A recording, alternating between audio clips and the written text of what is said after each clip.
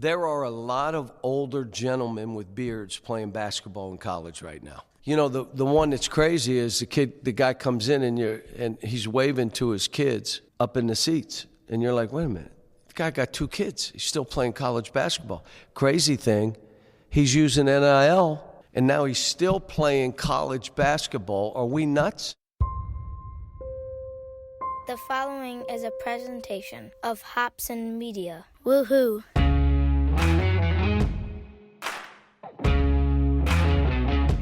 This is Church Pew Sports. Who's got it better than us? No way! Where we connect sports to life and faith. Absolutely glorious. Take a knee.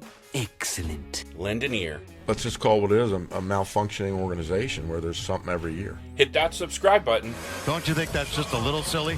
Then get ready to laugh, listen, and learn. Gentlemen, start your engines, brothers. No matter your team or your favorite sport. We got weights and fit. There we go. We cover it all here on Church Pew Sports. Gentlemen, we're going to attack this day with an enthusiasm unknown to mankind. You just blew my mind. And don't take any wooden nickels. Yeah, very sound advice to start off the 2026 season of Church Pew Sports.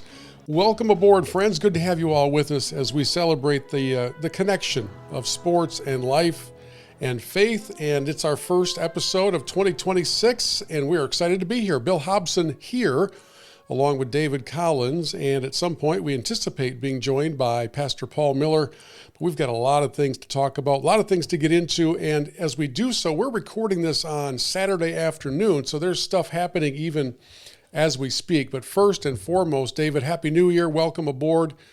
Your holiday span since the last time we recorded, like your highlight between then and now. What do you got? Oh, I mean, that's a tough one. I mean, I went to the dentist, so that was positive. Nice. Yeah, I had to do I had to get my alternator fixed on my car. So, I mean, this has been a prime time. The holiday season's been wonderful. Happy New Year. It's a list of highlights. It's really hard to choose from. Thankfully, you don't come into this as being a Notre Dame fan. That could be kind of a tough spot to be in. Maybe you're a fan of clean endings to games. It's been a great time for that, where things have just flowed very, very smoothly across the board in all different sports. Maybe you're fortunate and blessed not to be a fan of the SEC today. Yeah, no, that was one of the things I wanted to bring up. First off, I agree with you. Officiating is at an all-time high. I mean, we all definitely know what's going on with replay and what is and isn't challengeable and what is and isn't called an overturn. So they're doing a wonderful job. Hey, referees, umpires, leagues, just keep doing what you're doing. It's brilliant. But yeah, I mean, it's been a really interesting last couple weeks with a lot of the stuff that's been going on in sports. So, and a big one is, like you just mentioned, with the SEC. NIL has changed the world, and whether you like it or not, look at our Final Four: Oregon, Miami, Ole Miss, and Indiana. Like, it's a different world that we live in, and we're just a couple years into this NIL experiment, and you're going to start seeing these changes sweeping. And it's good for the sport that now more teams can get involved in the game that used to just be an SEC thing. But at the same time, it's bringing quite a bit of chaos. Okay, so let's kind of set the scene for folks who've maybe been wrapped up in all sorts of busyness during the holidays and all the gatherings and everything. Since we last talked, of course, you know, the Lions season came to a crashing end. They've got one game left against the Bears, which really doesn't mean much, but they lost somehow to both Pittsburgh and Minnesota to end all of their hopes. And at the same time, as we look in the college world, while basketball has somewhat been flying under the radar because of the crush of the football playoffs, in the football realm, we went from the controversy over which 12 teams were selected for the playoffs or qualified for the playoffs to this remarkable comeuppance, if you don't mind a word from 70 years ago, for the SEC, where it just means more. where if you don't like the way things are going right now, Kirby Smart has some advice for you. Did you come here to develop? Did you truly come here to develop? Because if you did, all your buddies are out there right now. Everybody's, announcing what they're doing. I'm announcing that I'm going in the portal. I'm announcing that I'm re-signing. How about you announce that you're getting better and you're going to practice and actually do what the 20 and 30 years of college football players did before you? Okay, true. Kirby, by the way, has a little bit of extra time on his hands to go shopping in the portal because Georgia has lost. And if I pull back the layers of this NIL unfettered transfer world, I think I find at the very heart of it that this is your fault. You wanted this to happen. I mean, you, David Collins. So this is on you. So look what you've created. Yeah, I mean, it's a bit of a mess, but the reality is all that has happened is that the playing field has been evened. Everybody knows the worst kept secret in college football for so many years was that the SEC was paying players under the table and other conferences weren't. And they had an advantage. And as soon as Nick Saban saw that that advantage had gone away, he retired. And as soon as Kirby Smart saw that advantage go away, he's complaining. It's frustrating to me because these people who are coaching these teams, generally most of them the highest paid state employee in whatever state they're in, they have been getting all of this extra money and power, and they build these programs. And the second they said, you know what, everyone's allowed to do it, what happens? Well, where the money is, all of a sudden Texas Tech is good and Texas A&M is good. They weren't good before. They haven't been good for years. And all of a sudden, oil money can get into it, and everyone has an even shot at it. Michigan's just lucky that the guy who has $1 billion has a wife or girlfriend or whoever that likes Michigan football, and so he pours money into it. But the reality is when you pull back the curtain of what's been going on, but just unfairly in only small sects of the college football landscape, when you pull that curtain back and you allow everyone to dip into that pool, you get chaos. And that's what we deserve with college football. And it's frustrating to me that there are people that are so, like Kirby, indignant about this whole situation. It's because they're frustrated that they no longer have the advantage they used to have. Let me read a statement to you and see if you agree with it or to what degree you agree with it. This comes from former Notre Dame and Duke University athletic director Kevin White. He says, quote, "Over my almost 4 decades as a director of athletics, college athletics has never been at the current level of disarray, a condition of utter helplessness or despair. The ecosystem is terribly broken, not sustainable, largely fueled by funny money, which is activating an artificial market. The pay-for-play system, known as NIL, has served to deregulate the larger enterprise wherein no rules, regulations, or guardrails exist. It should be noted that this level of deregulation does not exist within any professional sports league." You hear that statement and you say what? The thing that I come out of that statement with is the very, very, very last part. Professional sports league. We're finally calling it what it is. And that's the thing, this idea of amateurism and all that is now out the window. Now, I can look at that and agree in some part because there does need to be regulation. We do need to figure this out. But at least we're at a point where we're asking the right questions instead of looking at it and saying, oh, no, everything is pure and wonderful here in college football and everyone's doing it by the book and everything's great. No, the reality is we're finally dealing with the right questions. And the right questions are, how do we regulate this? How are we going to do salary caps? Or are we going to do different divisions? Are we going to pull away from the NCAA altogether? These are the questions we need to ask. And I don't have the answers for that right now. I'm not paid enough money. You don't pay me enough money, Bill, to answer and actually give the answers. That's fair. I probably don't. I get a nice paycheck from you, but sure. But I look at it and I just say, yes, it is disarray. It is chaos. It's leveled the playing field in a lot of ways. But there does need to be some regulation. And so we have to ask ourselves, what is the next step in this process? And I tell you who shouldn't be in charge of that is the NCAA. Well, yeah. Well, they can't really be in charge of much of anything. In fact, I saw one of their former presidents come out and say, we've lost every lawsuit we've ever entered, so why would we enter this fray? Essentially, that's my paraphrase. Here's Chip Roy, congressman out of Texas. We don't have college athletics. It's a joke. Like, we've destroyed college athletics.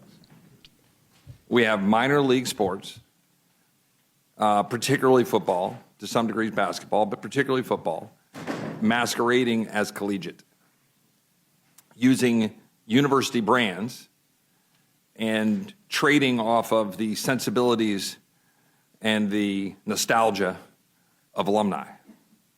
That's what we have. Massive profit centers using monopoly brands with trademarks that gouge the holy hell out of the average consumer. That's what we've created. Sounds kind of like a accurate description of what you've been saying and where we are right now. Coach John Calipari's been on quite a roll. Again, I can already anticipate David's going to say, oh, how nice of Coach Cal to join in on this chorus after years of being one of those guys who lived by the very system that was unofficially being practiced. Here's the first of a few sound bites from Calipari. You know, I've got friends that are playing with 27-year-olds and they feel bad. I said, don't feel bad. We don't have any rules. Why should you feel bad? But let me give you this. Real simple. The rules bees the rules. So if you put your name in the draft, I don't care if you're from Russia and you stay in the draft, you can't play college basketball. Well, that's only for American kids. What? If your name is in that draft and you got drafted, you can't play because that's our rule. Yeah, but that's only for American kids. Okay. Now, here's the next lawsuit. Well, we don't have a say over European players. You do if they're playing in college basketball. So that means you don't have a say over high school kids. So whatever a high school kid does before he comes here, don't you do one thing because there's a suit. Because what you're saying is, if he's in Europe, we don't have the same rules. What? So that comment, of course, or that little rant was brought about by the reality that Baylor University sort of crossed the line that nobody as of then had crossed. And that is, they decided, since there are no rules and since the NCAA has all the power of Barney Fife, why don't we try to sign this kid who was I believe a first-round NBA draft pick, played in a few games, was it for the Knicks? Played in a few games and then just decided he wanted to go back to college, and he had some eligibility left under somebody's definition, and now he's a first-round NBA draft pick who played in games and scored points, is playing for Baylor. And that kind of woke up the basketball coaches' world at the collegiate level. Do you think that it's a convenient time for Calipari to be speaking up, or do you think he's got a point, or can both things be true? I think a little bit of both is true. I just want to ask, at this point, do we owe Maurice Claret an apology? Right. Because, and Mike Williams an apology, because the reality is they were petitioning to get out of college faster, and they were told, no, you have to stay in college. Guess why? So that we can sell your jerseys and make more money in our programs. Yeah. You're not allowed to go to the NFL yet. And now the whole system is turned on its head, and players are like, no, college is paying money. I want to stay. I want to go back. Yeah, Mendoza from Indiana is seeking to regain or to get another year of eligibility because, like, he will make more money at Indiana as the Heisman Trophy winner, especially if they go on to win the Natty. And there's some debate as to whether he has eligibility left. Does anybody here wonder whether he will win that lawsuit? Of course he will. Yeah, if it's against the NCAA, we already know they're right. 0 for whatever. But I mean, like, yeah, you got Mendoza, and then you had COVID, and they gave everybody an extra COVID year. It's now other people are looking at it. Do you realize, like, the average of starting players on Indiana's football team average over 23 years old? Really? I did not know that. Which means that they have an average age. They have, I think they have a 26-year-old on the team, several 25-year-olds. I'm saying just the starters, just the guys that start regularly. They average over 23 years old, which means you're running out there against 18, 19-year-olds, and you're 23. Like, that's what we want to know, how they all of a sudden got good. Well, they're the oldest team in college football, which is bad in the NFL. You want a younger team, but in college football, if you can run out a bunch of 30-year-olds, why wouldn't you run out a bunch of 30-year-olds? But yeah, this whole, and as far as Cal, like, I think what's happening with a lot of these coaches, with people like Calipari and stuff, they benefited from a system that worked for them for a long time, and now it doesn't, and they're frustrated. Their frustrations are correct frustrations. They're just bad messengers. They're not necessarily the people you want to hear from. Calipari looked at a system and said, hey, if we just one and done all our players, we'll get more guys in here that are better players. Like, they looked in the margins and said, these one and done guys, now that the league, NBA has changed the rules, let's just go for those guys, and we'll just promise them they'll get to the NBA. Well, of course, because they're the best players. They're going to get to the NBA no matter which team they went to, but they had a system working. And then other teams adopted that. And now all of a sudden it's changed even more because of NIL and all this other stuff. So you can't just recruit all the number one guys and they'll all go. Like, it's weird. Like, the pendulum has swung so far the opposite way that people that are so used to it being a certain way, they don't understand it and can't handle it. And so I understand the frustration, and I'm not even saying they're wrong, but they're poor messengers because they don't have introspection to say, well, I benefited from a system that I manipulated, and now other people are manipulating it, and I'm mad. Part of the angst that I have in all this, or the tension that I have in all of this, is that our Michigan Wolverine basketball team is really, really good. I mean, like, I've never seen anything like it before. Number 2 Ken Pom ranking of all time. Yeah, and I don't know they should be climbing that ladder to the number 1 slot if they keep beating everybody by 30 points, including a ranked USC team last night that they made look like a junior varsity high school team. USC is a top 25 team, and Michigan went into that game as 22.5 points favorites. Ridiculous. And they embarrassed them. They toyed with them. They embarrassed them. And they played poorly. And they did not play. Yeah, they were like 2 of 15 from 3, and they were still up by 25 points a little bit into the second half. My tension is that, as much as I love to see, this is kind of a Jerry Seinfeldism, where he talks about how our jerseys are beating your jerseys, and that's how we root for sports. In some cases, I was texting with my son Bo last night. I said, how many of these guys on our team came to Michigan from high school as recruits? And he named a couple. I think Kaysen and I think Shetter. Yep. Otherwise, we went shopping, just like all the other programs do, and we found the right items in the aisle. Right? We chose the best talent, brought in a great lineup, have a really good coach that helped them all gel together, and they are so good. But it's, I guess, a little bit different than the days of seeing, here's Chris Webber, here's the Fab Five guys, here's the guys that came from a Detroit Country Day or from Pershing, or we got a guy from Lansing and he came over and he defected from MS. It's not like that anymore. And as we sit here today, let's go back to football for a minute. As we sit here today, just saw a stat earlier today of the number of starting player, here we go, starters in the football semifinals who are in the portal. So you can't wish for anything better than to have a chance at a national championship. And if you're down to 4 teams, you're Ole Miss, Indiana, Miami, and Oregon. Currently, Ole Miss has 15 of its 22 starters in the portal. 15 of its 22 starters, probably many of them headed to LSU with their coach. In Indiana's case, 14 of 22. Miami, 12 of 22.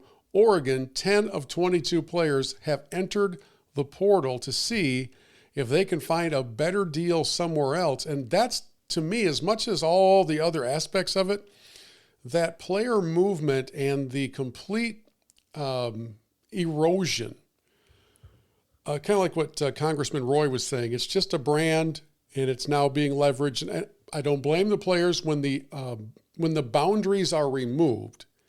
I understand you're going to run for the greener grass, but from a fan standpoint, it takes a little bit away from seeing Tom Brady mature through his years of college. It takes a little bit away from watching the J.J. McCarthy Wolverines do their thing and finally get over the hump instead of leaving to go somewhere else. What's it do to your sports fan heart to see the unfettered free agency of every college kid?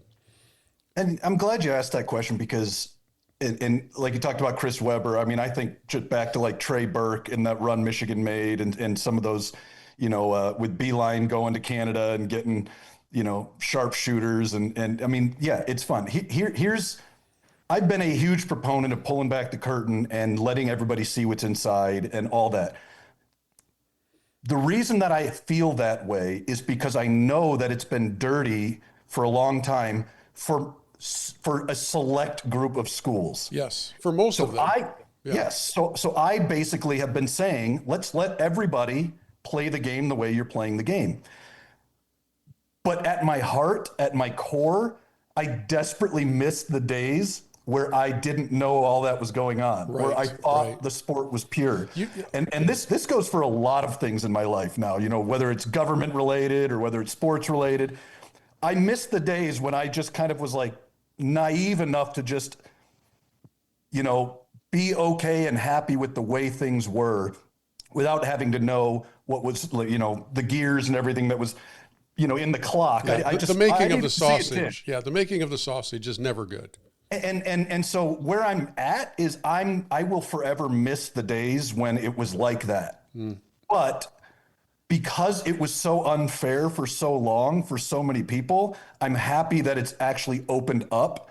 But modern day sports fans will never have that same feel that we used to have watching our college football teams play and 97 Michigan and all this stuff. Yeah. But unfortunately it's the world we live in. And so if it's going to be the world we live in, let's embrace it and jump into it. And if you're going to win in that old world, find a way to win in the new one because things aren't going back. We heard from Calipari a few minutes ago. Here's now another soundbite from him about his solution for what he defines as the mess. You can transfer once without penalty. Because you picked the wrong school, the coach lied to you, there was another player that came that you didn't know about one time. And after that, you got to sit. Because what do you think they're transferring for? Somebody help me here. Why are they say it? That's it. It isn't because they're mad at this or that. I can extort you, and if you don't give it to me, I'm going over here. So they were asking on the game day set, they were asking that question of Nick Saban, which was if there was agreement amongst the university presidents and athletic directors that there needs to be a limit put on unfettered transferring, who is it that's going to enforce that? Where's it going to come from? Who's going to be the sheriff of that small town who says, no, son, you've used your one transfer, now you got to sit out, kind of like it used to be. And, Saban's answer basically was it should be the NCAA. But everybody knows it can't be. So, David, for you, do you think that the fix proposed by Calipari is the starting point for bringing some sanity back to it all while still allowing student athletes, it's funny, still allowing athletes to cash in on their name, image, and likeness? I'm sorry, I'm still laughing at student athletes. It slipped. It's old school. Oh, hang on, let me catch myself. Yes. I find a lot of this stuff rich coming from the Caliparis of the world, because how many schools did he hold hostage just to get a higher payment for his own contract? Dillingham at Arizona State just got paid a massive contract extension. Why? Because Michigan was flirting with them. And so they went and paid. These coaches have been doing this for so long that they're tone deaf to the idea that if Whittingham comes to Michigan next year and decides to go to another program the next year, they're going to pay him and he's going to leave and he's going to break his contract. And what are you going to do about it? Write a check. These coaches have been exploiting that whole thing for years. And now they're like, well, the players can only do it once. Okay, coaches, then when you sign a 5-year deal, you have to be there all 5 years. You can leave 1 year early one time. Otherwise, you have to do your whole deal at the place. What are we doing here? This is so tone deaf, and he's right. Who's going to enforce it? Okay, so I have I have a theory. I have a theory. I'm going to run it by you. You tell me if it has any sense to it whatsoever. If nothing changes, if the current environment continues just like it is, and everybody can go wherever they want at any time. At some point, university presidents who have largely been ineffective in all of this stuff will have a case to make that why are we paying this coach 10, 11, $12 million with an $80 million buyout? Why are we doing that when the current atmosphere of athletics is that his team that he's developing, they can just all leave every single year? He's never going to be able to build a program. There are 48% of the starters from the Final Four football teams in the portal right now.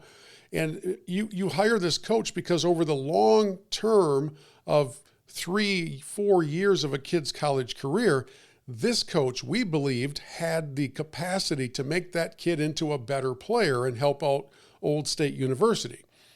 If those players are all going to leave every time a shiny penny is dangled in front of their eyes, why do we need to pay these guys so much money?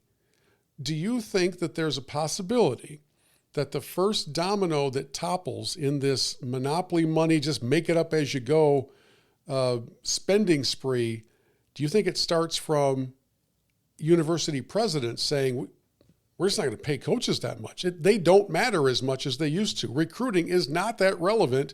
It's now all about purchase power.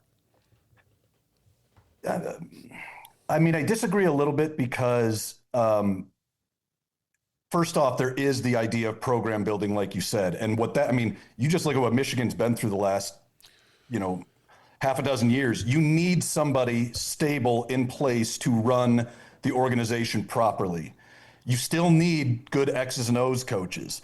You still need, there's a reason Michigan kept Tony Alford on, because he's one of the best running backs coaches in the nation. And we got the top running back in the nation coming to Michigan because of him. And so, you need coaches to put people in place to attract the right kind of talent. So, I mean, I don't think we should be giving these wild buyouts, and I keep thinking teams will find ways not to do it. But as we just learned the other night, Lane Kiffin just made $500,000 because Ole Miss won and he's coaching LSU, and he'll make $1 million if they happen to win the title. So it's like schools are always going to fall for it because they look at the landscape and they say, hey, this guy can maximize, this guy can get more talent to want to come here.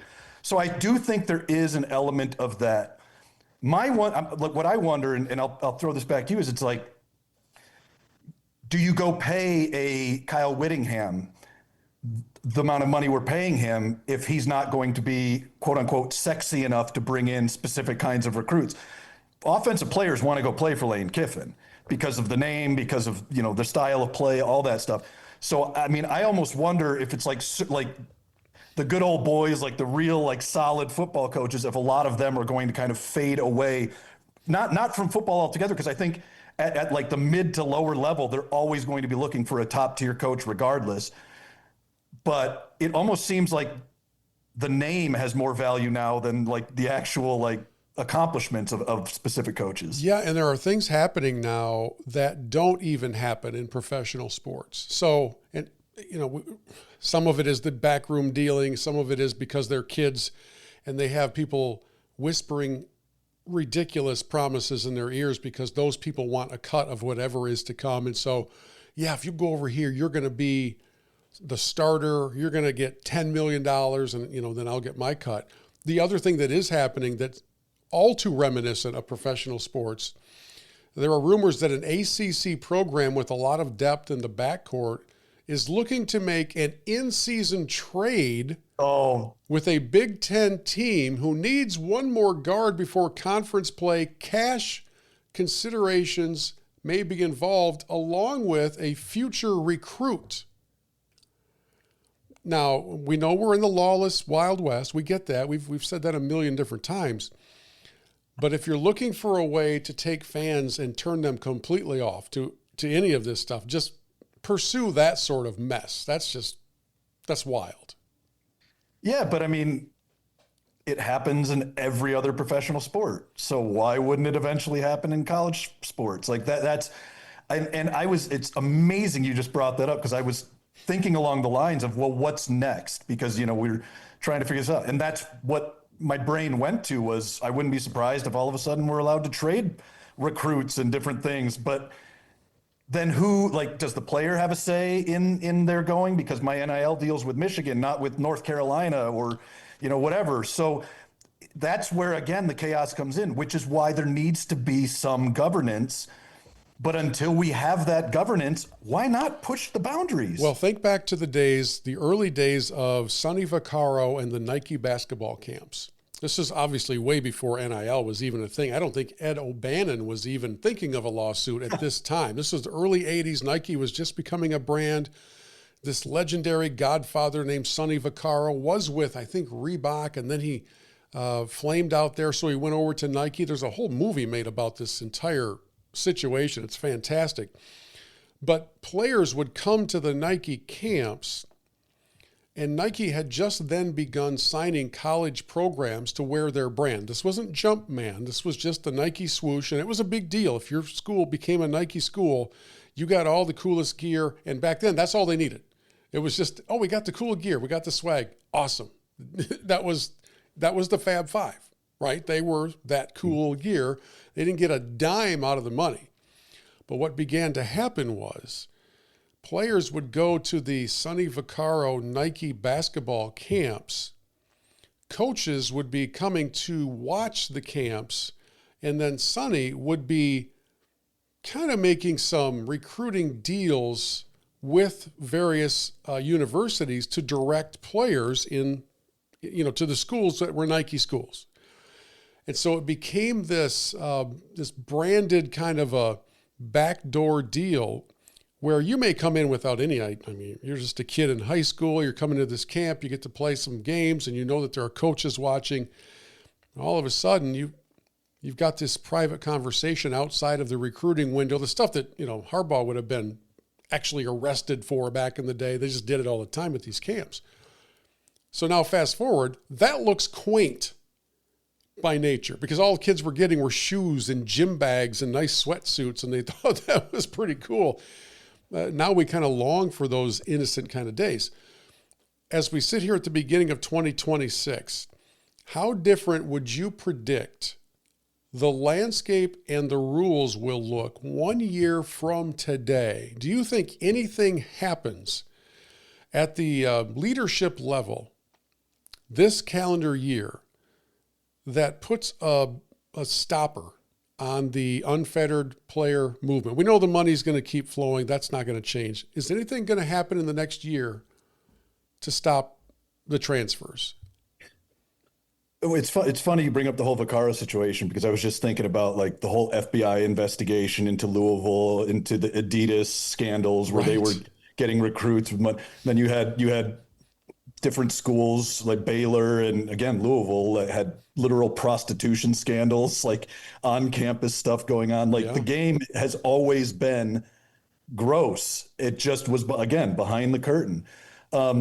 I don't think that there's going to be anything significant in the next year. I would say it's going to take a few years to figure it out. I mean, they can't even figure out their own playoff system at this point. So there's so many things that they're dealing with, and there's so many loopholes. And again, they have that constant barrier of, if a thing goes to court, they lose. So the only way this works out is if an agreement is somehow made between the SEC and Big Ten, most likely, and they bring in a couple of other conferences and they form their own coalition with their own commissioner, and they govern the sport in their own specific ways and do what's best for each school. If that doesn't happen, I don't know where this goes, because the governing body that has always been there has no teeth anymore. The NCAA has no teeth. So where are we going? I mean, half the times a guy is suspended now, a coach is suspended or something like that. It's because the school self-imposed, just so that they're like, okay, NCAA, forget, we'll do a 2-gamer, just leave us alone. Like they're toothless. They're a toddler right now, getting pushed around by these big money conferences and these big schools. So I don't personally see any major changes happening on the horizon. But the fun part is to think about, like, what could be next? Like, what's the next thing? You know, we're already hearing them trying to give scholarships to like 8th graders and trading players. Like, what's the next thing that we're going to go, I can't believe that just happened? You know, my prediction is for the next thing that's going to happen will be that instead of an individual booster or a university collective being the source of the funding for the kid, I believe we're now going to see more of corporate America come in and say, young man, you are very talented. We want to be your brand ambassador. We want you to be our brand ambassador. So we're McDonald's, and you're now going to be brought to you by McDonald's. But along with being in our commercials and along with having a sandwich named after you or whatever it is, and along with the X number of millions of dollars that we're going to give you, we really need you to play in a major media market. We can't have you in Tuscaloosa. We certainly can't have you down in Gainesville. We need you in New York, LA, one of the big media markets. And here are some schools in those markets. And in fact, we've actually selected one for you. And I believe that we're going to see the next nauseating step of all of this, which is corporate America. Yep. Investing money in a kid who's never seen a dime in his life, has no idea how to handle it, and then they're going to dictate the team to which he goes. And I mean, I know I'm going to be laughed out of the room, but forget the education part of it. That's so far out of the building. That's pointless. It's the first word in student athlete, which means at some point, the money and the trouble that comes along with all this to a university president and their boards of regents, at some point they may just say, football and basketball, it is time for you to go and be your own leagues. You will license our brands, but hands are off. You don't want to go to class? Forget it. Forget we ever mentioned class, because we do have some actual students on these campuses, and they have grown weary of seeing this double standard for all of us. I think that's where we're headed. A national championship winning quarterback, Cardale Jones from Ohio State, once said, "We ain't here. I ain't come here to play school." All right. And so, but that's the reality. And on top of that, Bill, I'll throw in, they're going to find ways to market these schools and brands. You're going to see, I promise you, at some point, you're going to hear the word Saudi Arabia. Yeah. There's money coming in. They're going to be buying up they're going to buy and sell these schools like stocks. I'm telling you, it's on its way. It's going to become, because when I think of like what's next, the first thing I think of is how can rich people get richer? That's the thing that will be the thing that motivates them moving in another direction. Yeah. We had actually planned as part of our episode today to talk about our New Year's sports resolutions, but I think what we'll do is we'll hold on to those until Paul Miller is able to join us. He's not with us today, so we'll just do those on the next episode, and let's just plow straight ahead into our holy discontent. It's time to blow off some steam. Get it off your chest. Rant about what's most bothering you. I got a lot of problems with you people. Now you're going to hear about it. It's time for Holy Discontent. I'm going to let you go first. Yeah, so mine is, I hate to beat a dead horse here, but the NCAA. And the two things I want to specifically point out with that is, one, the transfer portal has opened. There's still 4 teams playing football right now. With a lot of starters in the portal. A lot of starters that have to make decisions to enter the portal now. The problem is the schedule of the NCAA. And I just want to bring up, and I'll keep it quick, but like Division II, college football has it right. Their first round was on the 22nd. Their second round was on the 29th. The quarterfinals, December 6th. The semifinals, December 13th. National championship, December 20th. And they're done. And then you can open up the portal anytime you want. The problem is you still have teams playing and hiring new coaches and figuring out what's going on when you open the portal. How do you get it this messy? It just doesn't make a whole lot of sense. And I mean, it's been a frustration for a long time because all of this stuff is going on. You know, National Signing Day happened like a week and a half or 2 weeks ago. Like, what are we doing? Yeah, Get a system down. And you're also noticing that all this time between games isn't helping anybody. No, they are terrible. 1 in 7 or 1 in 6 in The teams that had bye weeks are 1-6 now so far, and the only one that isn't is Indiana because, again, they're all 38-year-old truckers out there mowing people down. Like, this whole system is stupid. It really is. And it's one of the reasons that I have an appreciation for Division II football. I get to call Saginaw Valley's football games, and they're competitive. They should have beaten Ferris State each of the last 2 years. It was down to double overtime this year. Shambles. Last year they were one really, really questionable pass interference call from beating Chambliss, who is now the Ole Miss quarterback. So I do enjoy it. And my nephew, who plays Division II football, I was asking him to tell me about any NIL deals or opportunities they have at D2. And he says, and he was serious. This was not hyperbole. He goes, "We have a sweet deal, NIL deal." I go, "Oh, cool. I did not think that would be the case. What is it?" He goes, "We can go to Qdoba and show our player ID card, double protein." Whoa. I used to have to sign up for credit cards to get free pizza at CC's Pizza when I was in college. Okay, I don't know how many of those credit cards I signed up for. I have a credit card story for you that this is what we would call inside baseball. Very few of you out there have any idea who I'm talking about, but our good buddy Craig, back in the day when I was at University of Michigan, when you would go to a game, many of the sidewalks would be lined with vendors, exhibitors doing all sorts of things. And one of the exhibits would be to sign up for a credit card in order to get like a free Michigan t-shirt or a towel or something like that. And I had season tickets as a student, so I was signing up every week under some, for some different prize. And like you said, I have no idea how many credit cards I actually was awarded. And one particular Saturday, I decided to sign up as our buddy Craig. So I kind of knew his dad's address because it was always on the same street forever there in Southgate. So I gave a street address with that name. And then she says, "Well, I need your social security number." So I just kind of whipped one off. I started with 378. You know how many numbers there were supposed to be? Well, I knew mine. So I started it with like my 3, and then I just made up the last 6 as I was writing all this down. Well, it wasn't their first rodeo. So they take the clipboard from me and ask me to repeat back the birth date and the social security number. Needless to say, I did not come away with the free merchandise that day. And that's too bad. Yeah, I know, it's sad. My holy discontent is not that.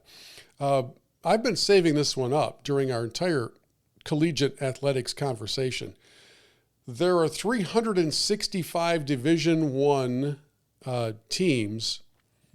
Do you know how many players this year were deemed academically ineligible players? How many players had to sit because their grades were not what they were supposed to be? A couple thousand. David Collins, much like a game where there's no holding penalties called the entire game. And you're like, and then the next game, you're like, why were there 23 penalties called? And the 0 academically ineligible players in 2025 in the NCAA. They're all good students. They are studying. These guys and ladies are buckling down when it comes time to study. You would think that was the most useless stat I could give today, but I've actually got an official useless stat of the week with our official open. Oh, people can come up with statistics to prove anything. 40% of all people know that. Okay. It's a useless stat / trivia question for you. Bo Jackson, in his football career in the NFL, rushed for 2,782 yards. Okay? There's a current NFL coach who rushed for more yards in the NFL than Bo Jackson. Can you name that coach, sir? Offensive players. It's definitely not Campbell. It's got to be Harbaugh. Jim Harbaugh. You got there much faster than an entire lineup of NFL coaches who were asked the question. Yeah, John had to nail it. John was the last one to get it, and I'll send you the video. It's hilarious because he's like, "You're kidding me." And his brother Jim had 2,787 yards of rushing as an NFL quarterback. I'm more surprised that Bo didn't have a lot more, but I guess he got injured pretty early on. That was one of the. Did he play? You watched him. I don't remember how many, but I remember the game where he got injured, and it was a hip drop tackle, actually. Yeah. And it just destroyed him, and it was a shame because, man, he'd still be running today. Guy was incredible. All right, that's our useless stat. Now it's time for that guy. Right now, this minute, today, this week, I am the man! Time for that guy. I'll go first. I'll give you a couple of quickies, actually. One of them is that guy is Montana versus Montana State. It was the regular season finale of that very bitter rivalry. Tickets for that game, nestled in this valley with mountainous, snow-covered background. It was beautiful. Tickets for that game, $450. Tickets to the Rose Bowl, you could get in for $59 if you wanted to sit upstairs. They had $59 tickets available because the bowl games they're just empty now. People are tired of paying it all. So my first that guy is Montana versus Montana State because there's just nothing else to do out there, and they were all over it and all about it. My other that guy is a good sport. David, what do you know about Malik Neighbors? He's an unbelievable wide receiver out of LSU, plays for the Giants. Got a really good sense of humor as well, as evidenced by his new commercial representing IHOP and making fun of his poor performance in fantasy football. Every year, thousands of fantasy football leagues make their last place team spend 24 hours at IHOP eating pancakes. And IHOP wants to help. Just like you helped everyone's fantasy team this season? Which is why IHOP is launching bottomless pancakes. It's a big win for last place fantasy finishers and anyone who loves pancakes. Are you Malik Neighbors? Yeah, that's me. I wasted my first round pick on you. Ugh. Can we get this kid some pancakes? Get free bottomless pancakes. I don't know. I like it when somebody's willing to just have a little fun at their own expense. So Malik Neighbors is my that guy for that spot. Well done, David. Yeah, so I got a couple quick ones as well. The best advice I ever heard from somebody who, when you're trying to learn football, they say if you really want to understand football, don't watch the ball. So essentially, you're watching things like line play, stunts, blitzes, et cetera, whatever. And that's why I want to give a shout out to Pat Coogan, who, speaking of the Rose Bowl, they announced him the center for Indiana. They announced him the Rose Bowl MVP. That's crazy. And I love that because one thing I love, every year the NFL comes out with their top 100 players of the year, and I'll skip a lot of them that I don't care about. Dak Prescott, I don't care about whatever.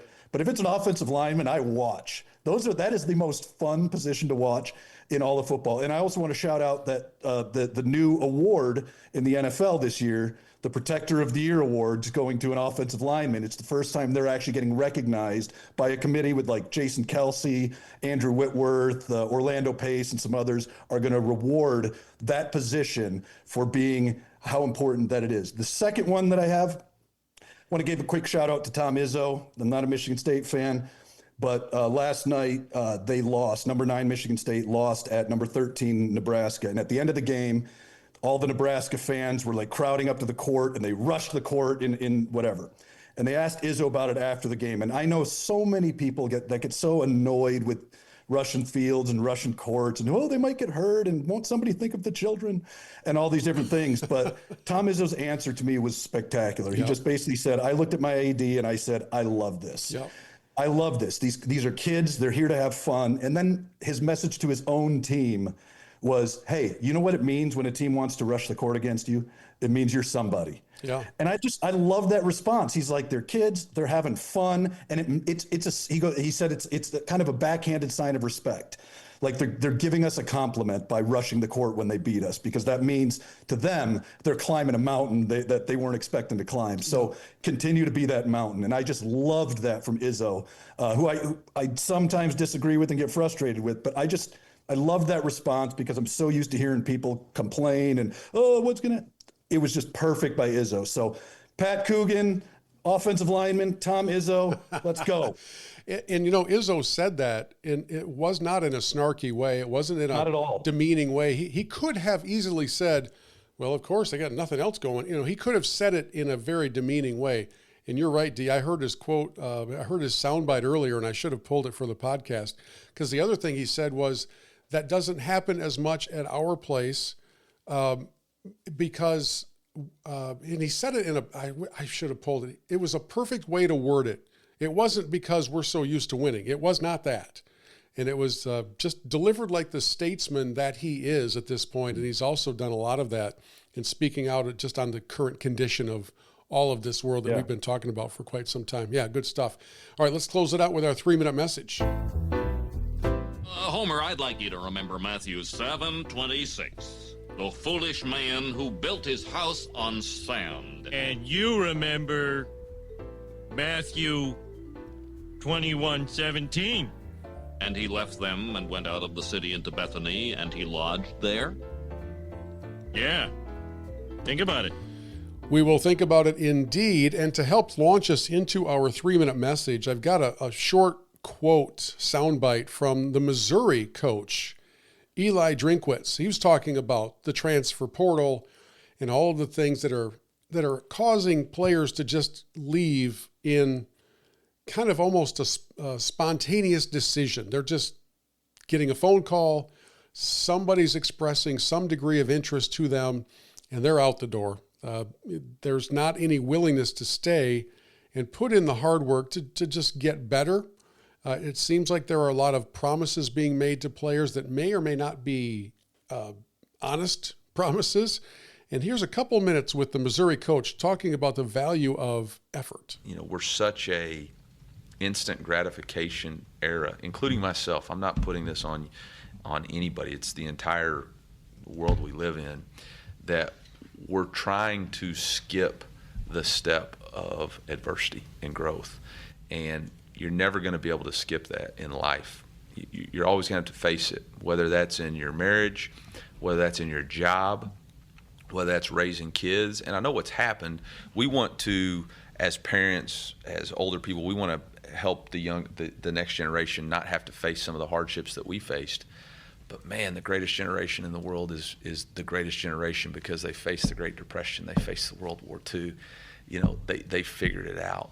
And I just worry about there's going to be players who leave our program, and I love them dearly. And it's maybe they're not excited about their role, or they're frustrated because they don't feel like they're being utilized the right way. And sometimes you just got to keep growing, sometimes the grass isn't always greener on the other side, and sometimes you're just trading one set of problems for another. So in the context of leaving when things get tough, I think that's where we're headed for the 3-minute message. And I understand that there are players who have valid reasons that they want to go somewhere else. We've discussed that already. In the context of spiritual application, I'm reminded of 2 Timothy 2:15. Do your best to present yourself to God as one approved, a worker who does not need to be ashamed and correctly handles the word of truth. Back in my younger days in Awana clubs, when we were memorizing scripture, we were doing it from the King James Version back then. And this verse says, study to show yourself an approved workman. So whether the word is study or whether the word is work, that concept is honored throughout scripture. That simply disappearing or fleeing or taking the easy route out at all times is not what we're called to do as followers of Christ. There will be difficulties. We could read through the book of James, chapter 1, talking about the trials that we will face. And thankfully, we have a helper to take us through those trials, as we have the Holy Spirit as part of our team. When you're talking about college athletes and their propensity for taking the easy route out, I'm glad to know that not all of them do that. There are a lot of very hardworking young men and women who are determined to make it work to make themselves better. So I don't want to give the impression that every one of them is just looking for an easy pass to get to the front of the line at another school. We hear about those examples a lot, but there are a lot putting in the work. For those of us as Christ followers, there's no easy route to growth in Christ. It doesn't just happen through existence. It happens through studying of the Word. It happens through practicing the principles that we are taught, that we learn. It happens through engaging in faith-centric lifestyle conversations and activities. I've heard David Collins speak to young people in settings where by the time he was wrapping up his message, nobody moved. They were just convicted and stunned and doing serious business within their own hearts because of the words that the Lord had laid on David's heart. And David and I have both been on the receiving end of messages like that as well. So my encouragement to you would be that as a follower of Christ, don't always look for the easy route out. Sometimes staying in, doing the hard work actually pays off on the other side of the challenge, on the other side of the sadness, on the other side of the difficulty, even more because you now know what it took to get past that and through it. And it makes it even more powerful when you do come out on the other side and you realize that that entire time, Christ was by your side and just said, you follow the route that I've laid out and I will be there with you. So that's my encouragement here as we wrap up our time together. And what a way to start the year. David, you and I have not just done a podcast, the two of us. So if I were Paul, I'd be a little nervous. Yeah, I would be too. I think I'm coming for that guest hosting duty. Hey, by the way, you said study to show yourself an approved workman. I've got a new name for believers. Oh? Student workman. Right? I think that, only we're always, catch on. We are always in the student role. So that's good stuff. Hey, thank you all for listening. We're glad to have you with us as we launch another season of Church Pew Sports. Make sure you check us out. Happy New Year, everyone. Church Pew Sports, and Happy New Year. See you later.